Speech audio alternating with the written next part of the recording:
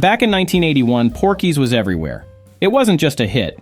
It was a full-on cultural event. Low budget, loud, and loaded with teenage hormones, it made over $100 million at the box office, off a budget of barely $4. Set in 1950s Florida but soaked in 1980s attitude, the movie followed a group of high school boys on a mission to lose their virginity. The plot involved peeping holes in girls' locker rooms, trips to a seedy strip club, and revenge on a burly redneck named Porky. Porky's tapped into something Hollywood hadn't leaned into yet: teen comedy without a filter. It was crude, offensive, and often completely over the line.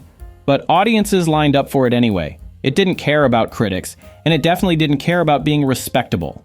It spawned 2 sequels, inspired a whole generation of copycats. And for a while, it looked like Porky's had carved out a permanent spot in pop culture. But then, it vanished. Today, Porky's barely shows up on streaming. You won't see retrospectives, tributes, or think pieces.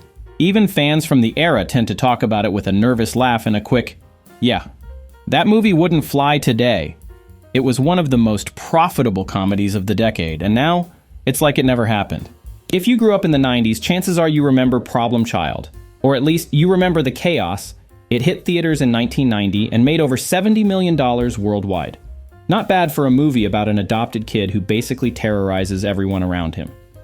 In 1990, Problem Child was released in theaters across the US and instantly became one of those movies that parents hated and kids couldn't stop talking about. It told the story of a sweet-looking boy named Junior, adopted by an ordinary couple who soon discovered he was anything but innocent. He wasn't misunderstood or secretly sensitive.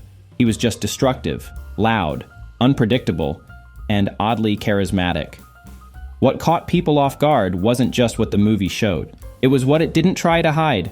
Problem Child wasn't interested in obviously teaching morals or softening its edges. It fully embraced the idea that sometimes kids aren't cute. Sometimes they're just a little evil. And that's what made it funny. Critics, of course, hated it. They called it vulgar, mean-spirited, irresponsible, but audiences showed up anyway, a lot of them. John Ritter brought heart to a movie that had none on the surface, and Michael Oliver, who played Junior, somehow captured the chaos of childhood with perfect deadpan delivery. He didn't wink at the camera. He didn't beg for forgiveness. He just kept pushing buttons. But beneath all the mischief, there was a deeper message: the value of unconditional acceptance. Ritter's character never gives up on Junior, showing that true love means loving someone exactly as they are. The film subtly teaches about not prejudging problem children and understanding that difficult behaviors often mask a need for belonging and connection. Watching it now, it's easy to see why Problem Child disappeared from the spotlight. It's a movie that doesn't fit neatly into any box.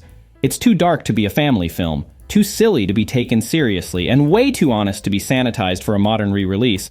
But for a generation of kids who saw it at just the right age, Problem Child was unforgettable. Not just for its irreverent humor, but also for its surprisingly heartfelt message about acceptance and true family. In 1986, Howard the Duck was supposed to be a game changer. It had all the makings of a hit. A popular Marvel Comics character, a massive budget, and the name George Lucas stamped all over it. This was right after Return of the Jedi, when Lucas could basically do no wrong. Universal was banking big, hoping this bizarre little duck would launch an entire franchise. And on paper, that didn't seem like a crazy idea. The film followed Howard, a cigar-smoking, sarcastic duck from another dimension, who gets zapped to Earth and immediately thrown into a mess involving alien overlords, sleazy scientists, and a rock band fronted by Lea Thompson. Yeah, Lea Thompson fresh off Back to the Future, in a role where she flirts and almost goes further with a duck. Animatronic duck in bed, on screen, in theaters, for real. And the wild part? This wasn't some underground indie experiment. This was a full-blown, wide-release Hollywood movie with millions behind it and real expectations. The budget soared past $35 million, making it one of the most expensive comedies of the decade. Marketing was everywhere. Tie-in merchandise hit shelves. It was Marvel's first theatrical feature. The stakes were high. But from the moment it hit theaters, everything unraveled. Critics didn't just pan it, they demolished it. Audiences were confused. The tone was all over the place. Too weird for adults, too inappropriate for kids, and too chaotic for anyone to know what they were supposed to feel. And the effects? Let's just say animatronic ducks with lipstick and libido didn't age well even then. Despite its disaster status, Howard the Duck still managed to scrape together over $30 million worldwide, mostly because of the curiosity factor and George Lucas's name. But its legacy didn't survive. The movie disappeared almost as fast as it arrived. Marvel disowned it. Lucas never really spoke of it again. And for decades, Howard the Duck became the textbook example of what happens when too much money meets too little clarity. Today, it's either a cult favorite or a cautionary tale, depending on who you ask.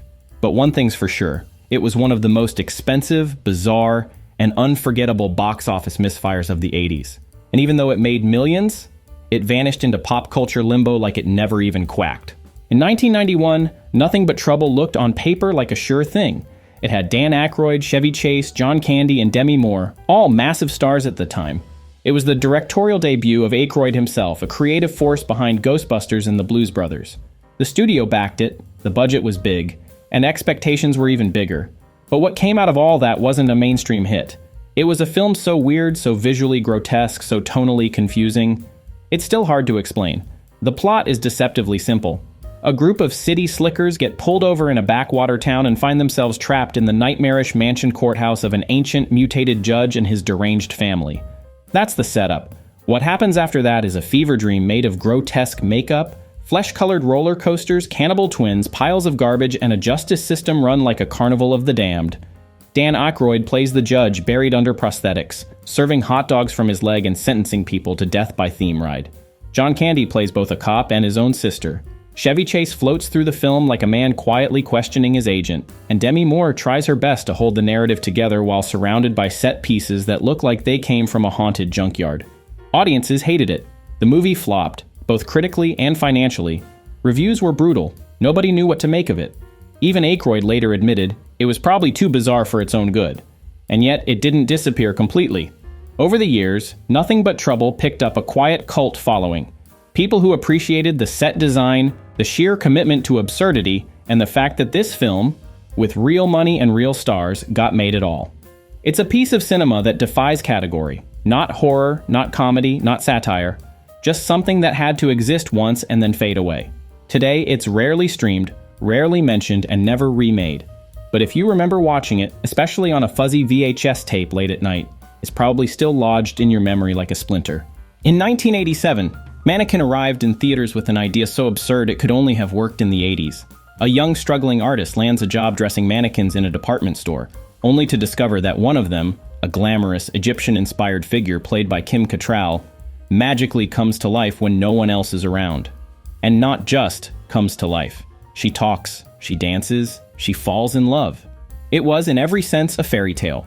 Just one dressed in shoulder pads, mall lighting, and synth pop. And somehow, that was exactly what made it connect. The film starred Andrew McCarthy, right in the middle of his post-Pretty in Pink popularity. He played Jonathan Switcher, an underachieving dreamer with a heart too big for the real world, working retail and stumbling his way into magic. His chemistry with Cattrall was just believable enough to make you forget you were watching a man romance a plastic mannequin, and the rest of the film leaned all the way into the fantasy. There were musical montages, fashion makeovers, and entire scenes shot like department store daydreams.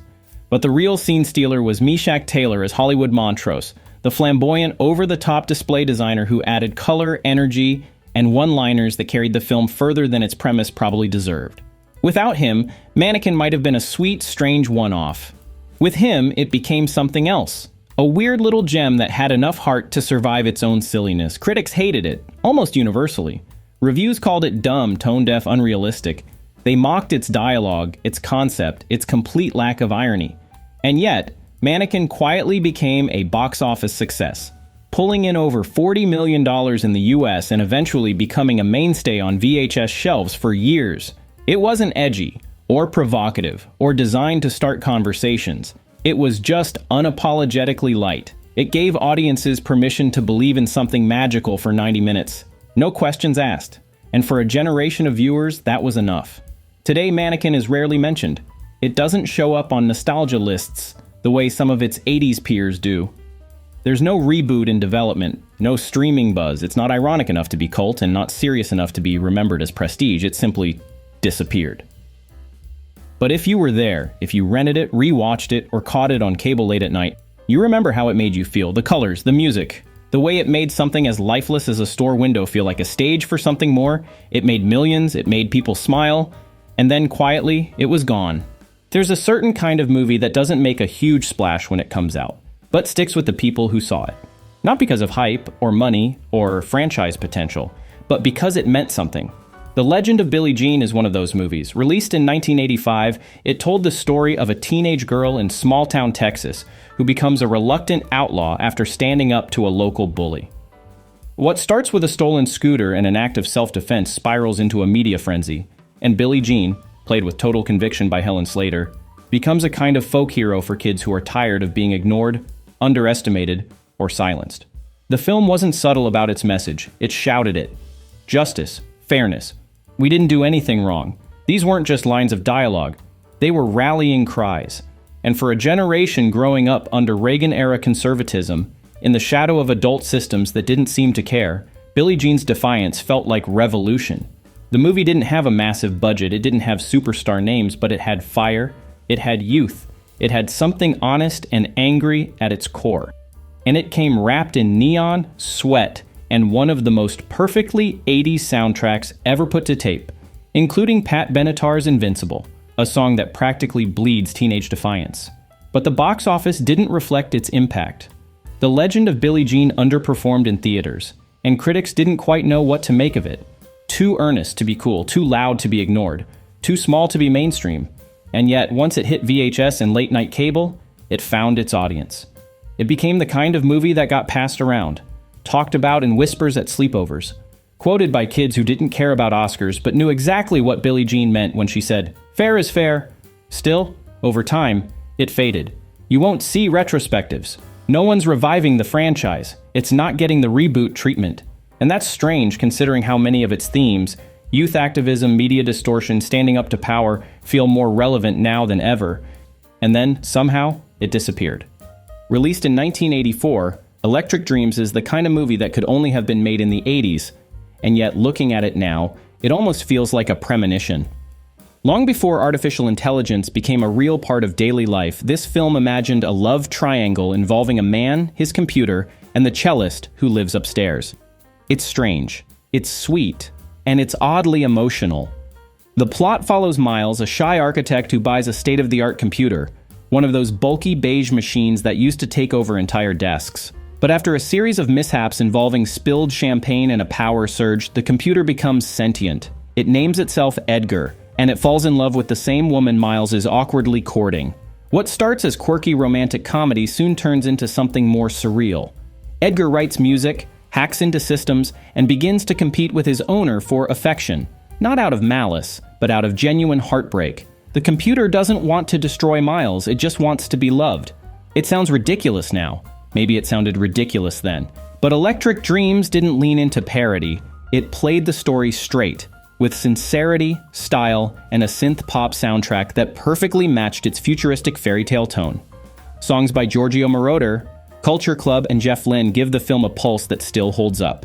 Visually, it was vibrant and ahead of its time. Tonally, it walked a fine line between whimsical and melancholic. But it didn't find an audience. Critics weren't sure what to do with it. It was too weird to be mainstream, too earnest to be ironic. And so it quietly slipped away, underperforming in theaters and barely remembered once the VHS era ended. But looking back now, Electric Dreams feels like something that should have become a cult classic. It tapped into questions about love, loneliness, and human connection in the face of evolving technology, all before most people even had home computers. In a way, it was too early, too charming for sci-fi fans, too strange for romance lovers, and yet it captured a moment. The feeling of machines entering our homes and hearts, and what it might mean if they started feeling something back. Today, with AI writing songs, holding conversations, and creeping into the corners of our personal lives, Electric Dreams feels less like a forgotten curiosity, and more like a quiet warning dressed as a pop ballad. It made some money, it made some people smile, and then it disappeared into the static. In 1982, before teen comedies were polished, PG-13 safe vehicles for coming-of-age stories, there was Zapped, a film that asked one very important question. What if a high school nerd suddenly got telekinetic powers and used them almost exclusively to look under girls' clothes? That's the premise, that's the movie.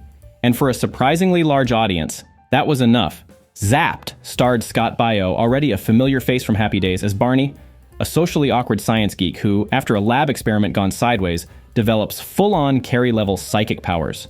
But unlike Carrie, he doesn't use them for revenge or justice. He uses them for mischief, pranks, and mostly, yes, pervy fun. The tone of the film is pure early geek. 80s teen comedy. Loud, horny, totally ridiculous. But it worked because it didn't pretend to be anything else. It came out during the early wave of R-rated high school comedies that included Porky's Fast Times and Private School. And in that landscape, Zapped was just one more outrageous entry in a genre that didn't have to justify itself. It wasn't about character growth or emotional arcs. It was about flying bras, food fights, slow-motion hallway chaos, and telekinetically removing someone's clothes with a smirk. And for VHS renters in the mid-80s, that was exactly the kind of energy they were looking for on a Friday night. Critics rolled their eyes. Reviews ranged from juvenile to irresponsible, and none of them were wrong. But Zapped wasn't made for them. It was made for teenagers with a VCR, a couch, and zero adult supervision. Despite lukewarm box office results, the film thrived in home video, where it became a sort of underground classic. It didn't get sequels, but it lived on in dorm rooms, slumber parties, and dusty rental shelves for years. Today, Zapped is barely remembered. It hasn't been reclaimed as a cult classic. It's not streaming, it's not celebrated. And it's definitely not being rebooted, because Zapped is a movie that belongs to a very specific moment in time, when teen comedies could be chaotic, unapologetic, and driven entirely by impulse, and still get made. It wasn't subtle. It wasn't smart. It wasn't trying to be anything deeper. But for the people who grew up watching it, it was unforgettable in its own weird, warped way.